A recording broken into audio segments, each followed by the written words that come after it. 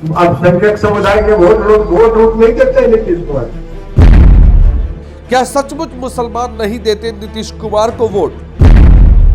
ललन सिंह के इस बयान ने मचा दी बिहार की राजनीति में खलबली।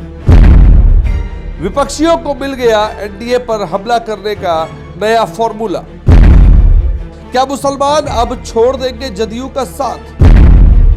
और क्या ललन सिंह को जदयू से बाहर कर देंगे नीतीश कुमार?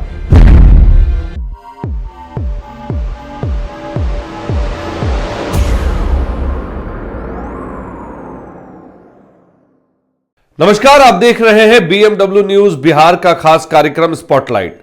रविवार को जदयू के राष्ट्रीय अध्यक्ष ललन सिंह ने लंगट सिंह कॉलेज में हो रहे जदयू के कार्यकर्ता सम्मेलन में मुसलमान समुदाय के लिए क्या कहा, पहले आप उसे सुन लीजिए, फिर उस पर आपको मैं विश्लेषण करके बताऊंगा कि इसके क्या मायने हैं, उनके इस बयान के क्या क्या मायने हैं।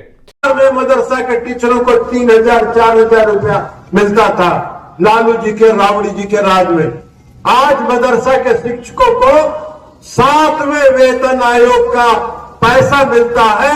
7वें वेतन आयोग ने जो अनुशंसा किया वो पैसा मिलता।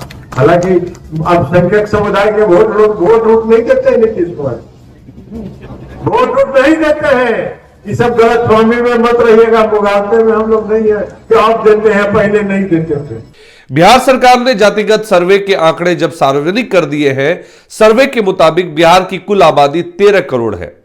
इसमें 82% हिंदू और 17.70% मुसलमान हैं। इन आंकड़ों के आने के बाद मुस्लिमों के लिए ज्यादा राजनीतिक हिस्सेदारी की मांग उठने लगी है। इस सर्वे को आने के बाद ललन सिंह का बयान जदयू के लिए कितना खतरनाक है आप समझ सकते हैं। इसलिए मैंने कहा कि आपको विश्लेषण करके बाद में समझाते हैं। पहले आप उनका यह बयान सुन लीजिए। दरअसल उनके इस बयान के बाद से बिहार की राजनीतिक गलियारों में घमासान मच गया और जमीयत की तरफ से नीतीश कुमार को धमकाया गया।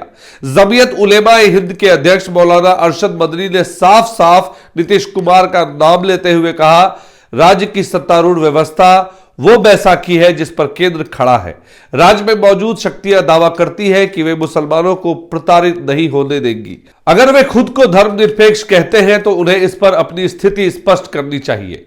यदि वे विचलित होते हैं तो मुस्लिम समुदाय को यह निर्णय लेना होगा कि उन पर और भरोसा किया जाए या नहीं।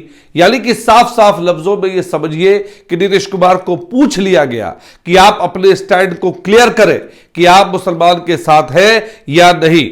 अगर साथ है तो ललन सिंह को अपने बयान पर माफी मांगनी चाहिए, और अगर साथ नहीं है तो मुसलमान भी आपके साथ नहीं रहेंगे। तो अब जरा सोचिए कि 18% मुसलमान का साथ अगर बिहार में नीतीश कुमार के साथ नहीं रहा तो नीतीश कुमार तो कहीं के नहीं रहेंगे। वो कहते हैं कि हम मुसलमानों को कोई तकलीफ नहीं पहुंचने देंगे। मैंने जो बात कही है इसीलिए कि ये आवाज उन तक पहुंचे कि वक्फ को जिंदा रखना ये हमारा मजहबी फरीदा है, हमारा मजहब है वक्फ। अगर आप उसकी तायीद करेंगे तो मुसलमान खुद फैसला करे कि आपकी गवर्नमेंट आपके मजहब को जिंदा रखना चाहती है या आग लगाना चाहिए। और इसलिए ललन सिंह का बयान जदयू और नीतीश कुमार को डैमेज के नजरिए से देखा जा रहा है। दूसरा, मुसलमान को भी नीतीश कुमार पर अब भरोसा इसलिए भी नहीं रह गया क्योंकि वक्फ बोर्ड में बदलाव को लेकर प्रधानमंत्री मोदी के बयान के बाद नीतीश कुमार की कोई भी बयान या प्रतिक्रिया नहीं आई। साथ ही जमीयत की बैठक जब रविवार को पटना में हुई तो नीतीश कुमार भी इसमें शामिल नहीं हुए। इस मीटिंग से वो नदारद दिखे। उसमें भी नीतीश कुमार को लेकर काफी सारी बातें हुई। उनके नहीं आने को लेकर भी चर्चा काफी जोर पर रही और वक्फ बोर्ड कानून में संशोधन को लेकर नीतीश कुमार का कोई स्टैंड क्लियर नहीं होना यह भी उस बैठक में चिंता का विषय रहा। और उसके बाद ललन सिंह का इस तरह का बयान आना यह कहीं ना कहीं मुसलमान को नीतीश कुमार पर भरोसे को खोने जैसा है। यह पहली बार नहीं है जब जदयू के किसी नेता ने मुसलमान को फटकार लगाई हो। आपको याद होगा हाल में हुए लोकसभा चुनाव में जदयू के ही नेता और अभी के वर्तमान में सांसद देवेश चंद्र ठाकुर ने भी मुसलमान को लेकर एक बड़ा बयान दिया था, जिसके बाद नीतीश कुमार ने उन्हें फटकार भी लगाई थी। उस बयान को भी आपको सुनवाते हैं। मेरे यहाँ हर एक मेरे मित्र यादव मित्र का स्वागत है। जो मित्र नहीं है पहले बार भी आना चाहते हैं, उनका स्वागत है। यादवों का और मुसलमानों का आइए, चाय पीजिए, मिठाई खाइए, काम के बारे में मत बोलिए, मैं आपका काम नहीं करूंगा। और अब ललन सिंह का यह बयान, लेकिन ललन सिंह के इस बयान, वो भी इस वक्त, इससे अब साफ हो गया कि जदयू की चुनावी लाइन क्या होगी। और मुसलमान के बीच इस बात की भी चर्चा है कि गिरिराज सिंह की हिंदू स्वाभिमान यात्रा का अंदर से नीतीश कुमार ने समर्थन किया, इसलिए बिहार में गिरिराज सिंह की यात्रा निकली और सफल हो गई। भले ही नीतीश कुमार और उनकी पार्टी के लोगों ने इसका खुले मंच से विरोध किया हो, लेकिन अगर सचमुच में विरोध होता तो गिरिराज सिंह की यात्रा बिहार में कभी सफल नहीं होती। इधर राजनीतिक विश्लेषकों का मानना है कि जिस तरह आरसीपी सिंह ने नीतीश कुमार के साथ होने के बावजूद भाजपा की बोली बोलने लगे थे, उसी तरह ललन सिंह के अंदर भी भाजपा की आत्मा घुस चुकी है और ललन सिंह पूरी तरह से जदयू को भाजपा में विलय करने को लेकर एड़ी चोटी का दम लगा रहे हैं। उनके इस तरह के बयान के बाद विपक्षी अभी से ही हमलावर होने लगे हैं। अब राजद विधायक अख्तरुल इस्लाम शाहनी का बयान भी सुन लीजिए। लगातार यह बता रही है कि वह नीतीश कुमार के अब नहीं रहे, वह भारतीय जनता पार्टी के हो गए हैं। वह भाषा भारतीय जनता पार्टी की बोल रहे हैं। नीतीश कुमार के लिए चिंता है, राष्ट्रीय जनता दल के लिए चिंता की बात नहीं है, क्योंकि जब वक्त अमेंडमेंट बिल आया था इससे पहले भी पार्लियामेंट में, तो देश के किसी नेता ने समर्थन नहीं किया। सबसे पहले ललन सिंह ने पार्लियामेंट में खड़े होकर के भाजपा का समर्थन करने का काम किया और कल भी जो भाषा का उन्होंने उपयोग किया है वह भारतीय जनता पार्टी की भाषा है। तो नीतीश कुमार जी को सोचना चाहिए कि वह जनता दल यू के नेता हैं या भारतीय जनता पार्टी में चले गए, क्योंकि पहले भी एक केंद्रीय मंत्री जो नीतीश कुमार के थे वह भाजपा के हो गए। मुझे लगता है कि ललन सिंह भी भाजपा के हो चुके। अब यह इनको देखना है कि और एमपी को बचा लें कि वो जदयू के रहे। गठबंधन हुआ है, विलय नहीं हुआ है, लेकिन ललन सिंह की भाषा से लग रहा है कि भारतीय जनता पार्टी में उन्होंने खुद को विलय कर लिया है और कई सांसदों के साथ विलय कर लिया है। ये बातें ललन सिंह इसलिए भी कह रहे हैं क्योंकि बिहार में जिस तरह से उपचुनाव के नतीजे आए हैं उसे यह साफ हो गया कि बिहार में भाजपा को जनता का समर्थन है और नीतीश कुमार के अलावा जदयू में कोई भी ऐसा नेता नहीं है जिसके ऊपर जदयू के नेता जनता के बीच वोट मांगने जाए और जनता उन्हें वोट कर दे। इसीलिए ललन सिंह को लगता है कि अब जदयू की जगह बीजेपी ही एक सही प्लेटफॉर्म है उनके लिए। लेकिन अंदर खाने से खबर है कि ललन सिंह के बयान पर नीतीश कुमार ने उन्हें खूब फटकार लगाई है।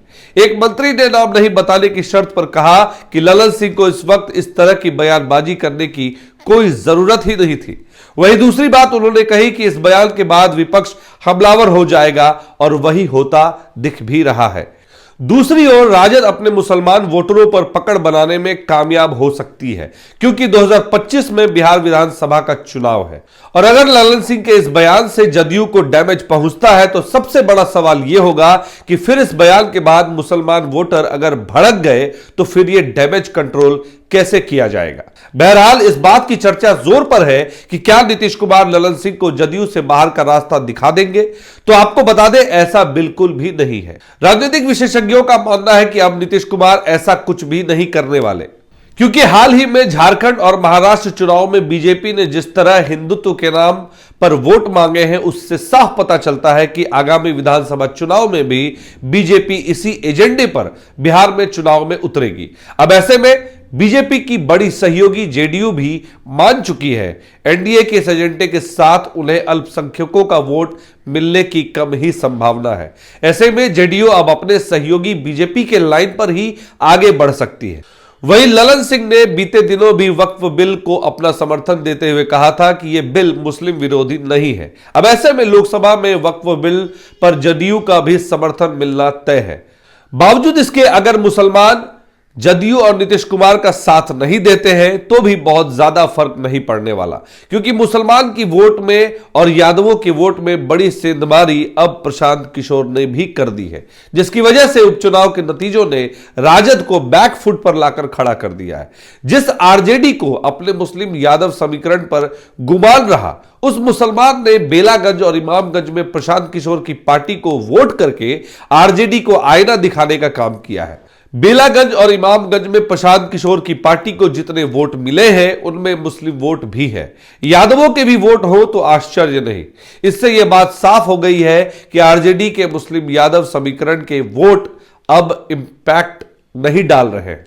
इमामगंज में प्रशांत किशोर की तकरीबन 1.25 महीने पुरानी पार्टी के उम्मीदवार को 37,103 वोट मिले। बेलागंज में जनसुराज के उम्मीदवार ने 17,268 वोट हासिल किए। यह स्थिति तब रही जब उपचुनाव में आमतौर पर लोगों की दिलचस्पी कम रहती है, इसलिए कि इनमें जीत हार से सरकार के बनने बिगड़ने का खतरा नहीं होता। पहली बार 4 सीटों पर चुनाव लड़कर जनसुराज ने 66,490 वोट हासिल किए, जो कुल वोटों का तकरीबन 10% है। लेकिन फिर भी बिहार में अब मुसलमान वोटरों का क्या रुख रहता है और क्या वो नीतीश कुमार को अपना हमदर्द समझते हैं या नहीं, ये तो बिहार विधानसभा के चुनाव में पड़ने वाले वोट प्रतिशत ही बताएंगे कि कौन किसके साथ है।